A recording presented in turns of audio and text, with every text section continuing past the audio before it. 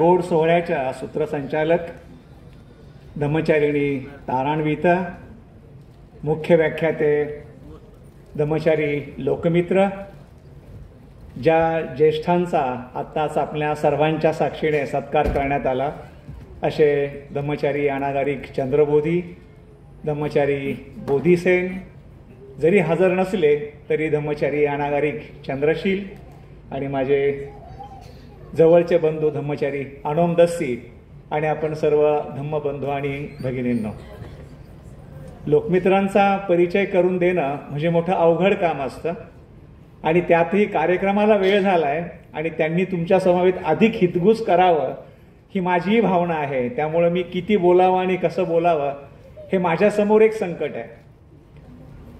अगदी त्यांच्या व्यक्तिमत्वाला न्यायच द्यायचा म्हटलं तर 48 वर्षाचं त्यांचं भारतातलं जीवित कार्य आहे. वर्षाला 1 मिनिट जरी घेतला तरी मला 48 मिनिटं पाहिजेत जेव्हा मी त्यांचं चित्र रेखाटू शकेन. आणि तारान्वितांनी मला उदारपणे फक्त 10च मिनिटं दिलेली आहे. आता ह्या 10 मिनिटात एवढं मोठं चित्र मी कसं रेखाटू हा माझ्यासमोर प्रश्न आहे. परंतु एक ढोबळ मानाने मी लोकमित्र आपणासमोर आज ठेवण्याचा प्रयत्न करणार आहे.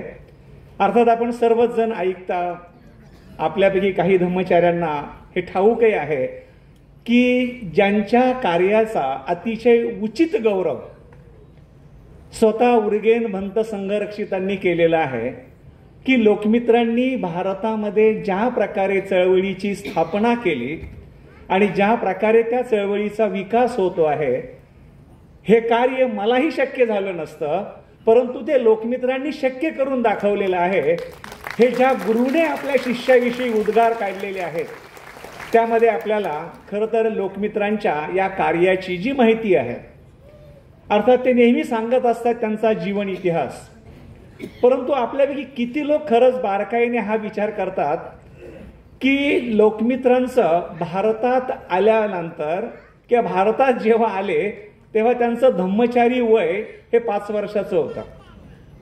72 साली ते संघाच्या संपर्कात आले, 74 साली दीक्षा झाली, 77ला भारतात आले आणि दीक्षाभूमीची ती जनसागराची लाट पाहून त्यांना बाबासाहेबांच्या क्रांतीची काल्पनिक कल्पना आली आणि 5 वर्षामध्ये फक्त संघरक्षितांच्या तालमीतला अनुभव आणि बाबासाहेबांच्या काल्पनिक क्रांतीची कल्पना उराशी घेऊन 30 वर्षाचा हा उमदा तरुण भारतात आला आणि त्याने एक बी रोवलं. त्याने कलम रोवलं त्रिरत्न बौद्ध महासंघाचं पुण्यामध्ये, महाराष्ट्राच्या, आणि तिथून आपण पाहतो की ह्या चळवळीचा उदय झाला, विस्तार झाला. आता बऱ्याचदा काही लोकांना तो इतिहास माहीत नसेल, पण जेव्हा आपण असं कधी म्हणतो की जागतिक त्रिरत्न बौद्ध महासंघाचे संस्थापक हे उर्गेन संघरक्षितच आहेत आणि ह्या उर्गेन संघरक्षितांच्या पूर्ण दृष्टीला घेऊन आणि त्यांच्या मार्गदर्शनामध्ये भारतामध्ये त्या चळवळीची स्थापना करणं हे कार्य लोकमित्रांनी केलेलं आहे, हे आपण नाकारू शकत नाही. जेव्हा एखादं कलम जमिनीत पुरलं जातं किंवा एखादं बी गाडलं जातं त्याला नंतर पानं, फुलं, फांद्या येतात आणि ते वृक्ष बहरतो, परंतु त्या बहरणाऱ्या वृक्षासाठी त्या बीनी किंवा त्या कलमानी स्वतःला गाडून घेतलेलं असतं. पण झाड पाहताना मात्र नंतर आलेली मंडळी फक्त फळं पाहतात, फांद्या पाहतात, फुलं पाहतात, त्या बीची कदर नसते, त्या कलमाची कदर नसते. आणि म्हणून मला वाटतं की लोकमित्रांच्या परिचयापेक्षा आपण लोकमित्रांची कृतज्ञता व्यक्त केली पाहिजे की जे लोकमित्रांनी केलेलं आहे. अर्थात हे नक्कीच आहे, लोकमित्र म्हणजे त्रिरत्न बौद्ध महासंघाचा कधीही एक खांबी तंबू नव्हता, परंतु तो आधाराचा खांब होता. त्यानंतर चंद्रबोधी आले, चंद्रशील होते, सुदर्शन होते, धर्मरक्षित होते, अनेक सवंगडी त्यांनी मिळवले, परंतु त्या सवंगड्यांना टिकवून भारतासारख्या ठिकाणी एखाद्या चळवळीचा विकास करणं आणि तिला जतन करून टिकवून ठेवणं हे सोपं काम नाही बंधू आणि भगिनींना. आपल्याला माहिती आहे की 1955 आणि 1957 ह्या काळामध्ये भारतीय बौद्ध महासभा एक होती आणि आरपीआय एक होता. आज आमच्या चळवळीचे त्या 56-54 तुकडे आहेत. परंतु ज्या माणसाला भारतीय माणसाचं मन माहीत नाही, मानसिकता माहिती नाही, त्याचे आचार व्यवहार माहिती नाही, ॲटिट्यूड्स माहिती नाहीये, संघरक्षितांनी युरोपमध्ये चळवळ विकसित करणं हे सोपं होतं, कारण युरोपियन लोकांची सायकोलॉजी त्यांना माहिती होती. इथे तुम्हाला मी कळत नाही, मला तुम्ही कळत नाही, अशा अवस्थेत भारतामध्ये काम करणं आणि तिथून एवढा मोठा संघ वाढवणं, उदयास आणणं, त्यामुळे लोकमित्रांच्या कल्याण मित्रतेचा तो कस होता. लोकमित्रांच्या कल्याण मित्रतेची ती परीक्षा होती.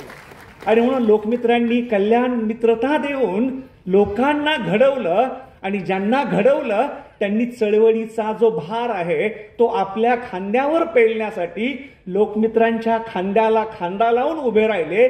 कारण त्यांच्यामध्ये लोकमित्रांची प्रेरणा, लोकमित्रांची चेतना, कारण लोकमित्रांनी कधी आम्हाला कामच सांगितली नाहीत, लोकमित्रांनी कधी आम्हाला हे खरं असं म्हटलं नाही. लोकमित्र आमच्यासाठी नेहमी एक मॉडेल होते.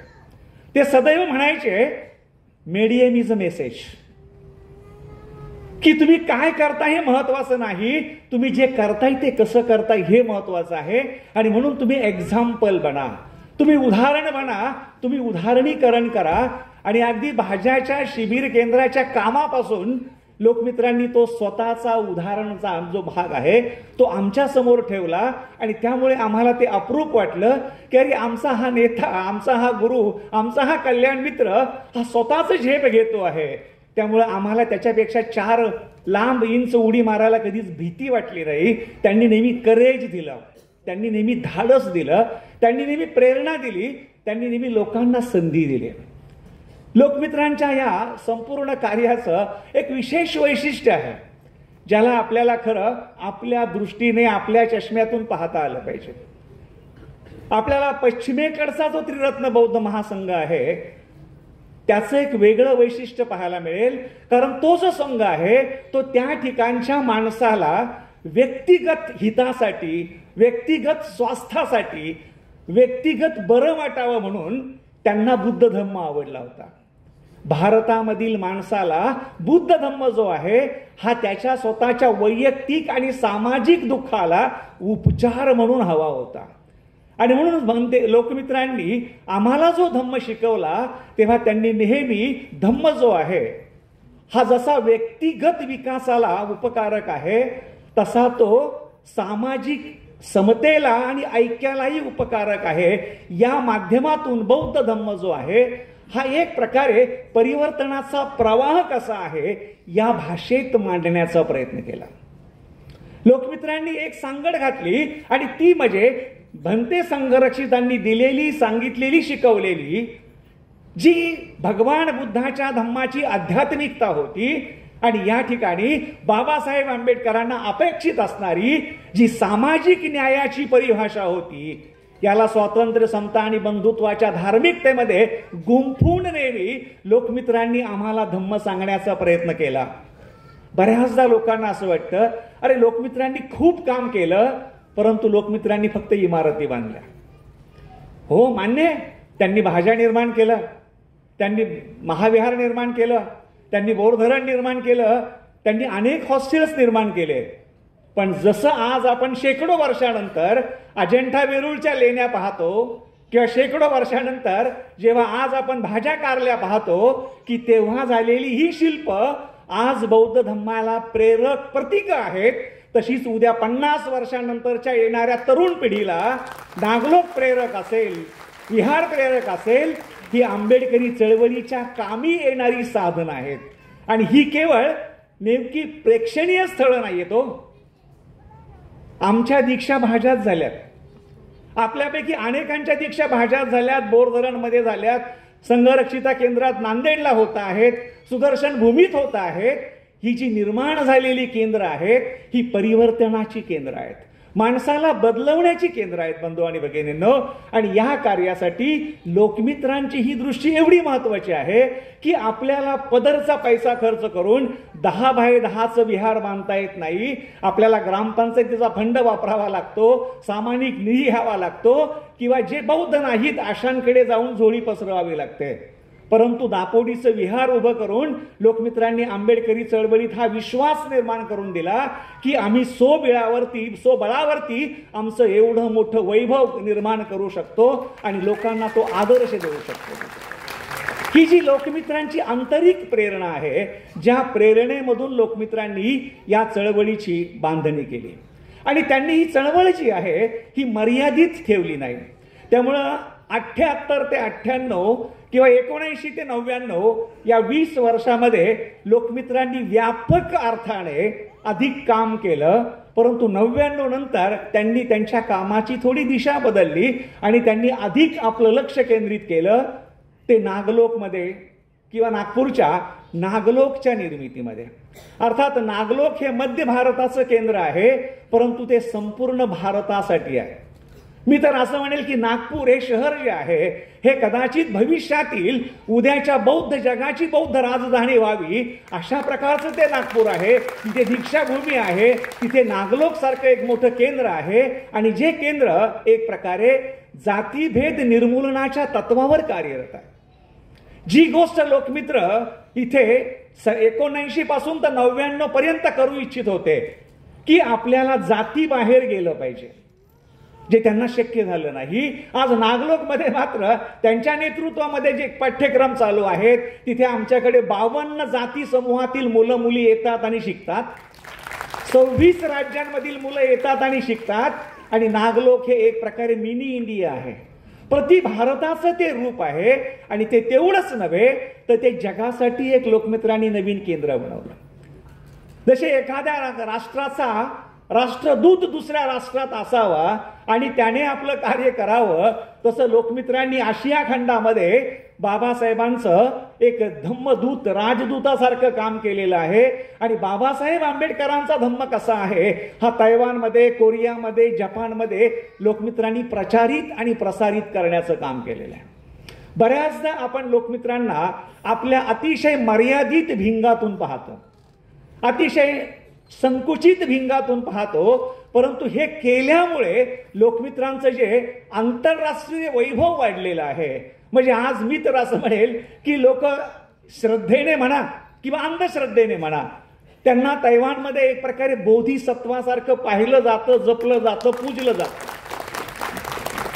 कारण त्यांचं जे कार्य आहे हे जेव्हा तैवानी लोक येतात आणि पाहतात आणि त्या कार्याची जी पोचपावती आहे तीच नागलोकची निर्मिती आहे.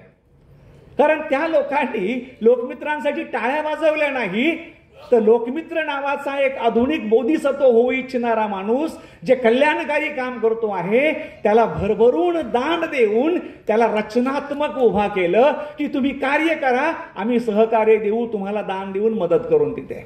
त्यामुळं नागलोकची निर्मिती जी आहे ही एक प्रकारे आंतरराष्ट्रीय निर्मिती आहे आणि त्याला एक्सटेंड करण्यासाठी आज लोकमित्रांच्या नेतृत्वाखाली आम्ही आत्ताच्या नागलोकच्या जवळच 43 एकर जमीन घेऊन बाबासाहेबांना अपेक्षित असणारी जी नवीन दिशा असणारं कार्य आहे ते कार्य लोकमित्रांनी हाती घेतलेलं आहे. या वयामध्ये इमॅजिन करा, पुढच्या महिन्यात लोकमित्र 78 वर्ष पूर्ण करणार आहेत. 78 वर्षाचा हा बोधिसत्व 16 वर्षाच्या मुलासारखं काम करतो आहे. याचं आंतरिक प्रेरणा आहे धम्माची, आंतरिक प्रेरणा आहे भंतेवरच्या श्रद्धेची, आंतरिक प्रेरणा आहे बाबासाहेबांच्या दृष्टीची, बाबासाहेबांच्या प्रबुद्ध भारताची. आणि त्यामुळे लोकमित्रांची ही जिद्द आहे, ही जिज्ञासा आहे, त्यांच्यामधला जो धाडसी प्रवृत्ती आहे. योगायोग आहे माझी त्यांची ओळख होऊन 45 वर्ष झालीत, पण काम करण्यासाठी त्यांच्यासोबत मी 42 वर्ष काम करतो आहे. त्याच्यामुळे त्यांच्यासोबत काम करणं किती सोपं आहे हे फक्त विशाखा सांगू शकतात, दुसरं जरी कोणी सांगितलं नाही तरी. पण त्यांच्यासोबत काम करणं हे प्रेरणेचं काम आहे, कधी न थकणारा, कधी न बसणारा, कधी न हारणारा. अर्थात तुम्हाला सर्वांना ठाऊक आहे प्रत्येक माणसाला बाहेरही आणि आतही त्रास देणारी माणसं असतात. हा 48 वर्षाचा लोकमित्रांचा प्रवास सुखाचा आहे, सोपा आहे असं कोणीही समजू नये. त्या सुखदुःखामध्ये मी त्यांना पाहिलेलं आहे, पण त्यांना मी कधी हरलेलं पाहिलेलं नाही. त्यांचा एकच नारा मैत्रिणात स्वतःच्या शरणगमनावरती आणि स्वतःच्या बांधिलकीवरती विश्वास असेल पुढे जात राहू. फक्त एकच गोष्ट लक्षात ठेवायची, कोणी निंदो किंवा वंदो आपल्या कमिटमेंटवरती आपली श्रद्धा पाहिजे, आपल्या आचरणावरती आपला विश्वास पाहिजे. आपण धम्मचारी आहोत याची खात्री असेल तर आपल्याला कोणी हरवू शकत नाही. ह्या एकाच भूमिकेमध्ये लोकमित्र उभे राहिले आणि लोकमित्रांनी आमच्यासारख्या लंगड्या पांगड्या माणसांना उभं राहण्याची ताकद दिली, उभं राहण्याचं धाडस दिलं. याच गोष्टीमधून आपण पाहतो की त्यांनी केलेल्या ह्या अमाप कार्याचा भलेही आपल्याला उचित गौरव करता आला नाही, परंतु साऊथ कोरियामध्ये याचा उचित गौरव झाला आणि लोकमित्रांना साऊथ कोरियाचा अत्यंत प्रसिद्ध असा मॅनहाय शांती पुरस्कार मिळाला. त्या पुरस्काराला उपस्थित असणाऱ्या लोकमित्रांच्या मित्रांना प्रेरणा मिळाली आणि दुसऱ्याच वर्षी, त्याच वर्षाच्या डिसेंबर महिन्यामध्ये लोकमित्रांना श्रीलंकेच्या सेवालंका फाउंडेशनच्या वतीने धम्म सेनापती पुरस्काराने पुरस्कृत केलं. म्हणजे लोकमित्रांनी भारतात केलेल्या कामाला खऱ्या अर्थाने त्यांनी नाव दिलं, लेबल दिलं की या माणसाचं काम एका धम्मसेनानी सारखं आहे. आपल्याला कोणालाही ठाऊक नसेल, भारत सरकारच्या केंद्रीय सांस्कृतिक मंत्रालयाअंतर्गत IBC नावाची एक संस्था आहे, इंटरनॅशनल बुद्धिस्ट फेडरेशन. लोकमित्र त्याच्या एक्झिक्युटिव्ह काउन्सिलचे मेंबर आहेत आणि 2018 साली त्यांनी सुद्धा लोकमित्रांनी भारतात केलेल्या कामाबद्दल लोकमित्रांना पुरस्कृत केलेला आहे. हा त्यांच्या कामाचा एक प्रकारचा गौरव आहे, त्यांनी केलेल्या कामाची घेतलेली दखल आहे, घेतलेली कदर आहे. INEP जी आहे, international network of engage Buddhist, त्याच्या एक्झिक्युटिव्ह काउन्सिलचे लोकमित्र सदस्य आहेत. ऑस्ट्रेलियामधल्या बोधी संस्थेचे लोकमित्र ॲडवायझर आहेत. त्यामुळे तुम्ही मी एका छोट्या भिंगातून लोकमित्रांना पाहतो, त्यापेक्षा लोकमित्र हे खूप मोठं व्यक्तिमत्व आहे. परंतु त्याने सर्वात महत्वाचा जो अद्वितीय पॉइंट आहे, ज्याला संगम म्हणूया किंवा छेदबिंदू म्हणूया, त्यामध्ये लोकमित्रांनी संरक्षितांनी दिलेल्या ज्या त्रिरत्न बौद्ध महासंघाच्या मूल्यांना आणि बाबासाहेब आंबेडकरांनी दिलेल्या सामाजिक मूल्यांना एकत्र घेऊन ही जी काही क्रांती आणि परिवर्तनाची चळवळ उभी केलेली आहे, हा लोकमित्रांच्या जीवनामधला एक अतिशय महत्वाचा भाग आहे. ते कल्याण मित्र, एक अतिशय सृजनशील व्यक्ती, एक धाडसी व्यक्ती. मी असं म्हणतो की लोकमित्र एक पाण्याच्या प्रवाहासारखे आहेत. किती मोठा खडक लागू, एक तर त्या खडकाला फोडील, नाही तर माझी वाट काढून मी जाईल, पण पुढे जाईल, अशा धारणेचं हे व्यक्तिमत्व आहे. पण त्यांच्यामध्ये कमालीची काळजामध्ये ऊब आहे, कमालीची काळजामध्ये मैत्री आहे, कमालीची काळजामध्ये मदतीचा भाव आहे.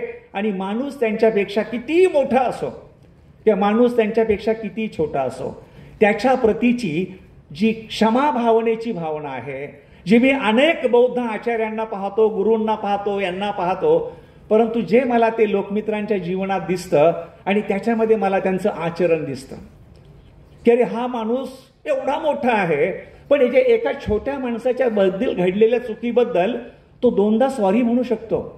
जे आमचा इगो, आमचा अहंकार, आमचं हे मोठेपण आम्हाला थांबवतं. त्या म्हणून लोकमित्र किती मोठे असले, किती वाहक असले, तरी पण ते अंत करणारे एक अतिशय कोमल आणि विधायक कल्याण मित्र हृदयाचे माणूस आहेत. मला वाटतं एवढं पुरेसं आहे, कदाचित मला नंतर मार खावा लागेल. तर लोकमित्रांना मी पर्स्पेक्टिव्ह मधून मांडण्याचा हा प्रयत्न केलेला आहे आणि उर्वरित परिचय जे आहे ते त्यांच्या मुखातूनच तुम्हाला होईल. धन्यवाद. जय भीम.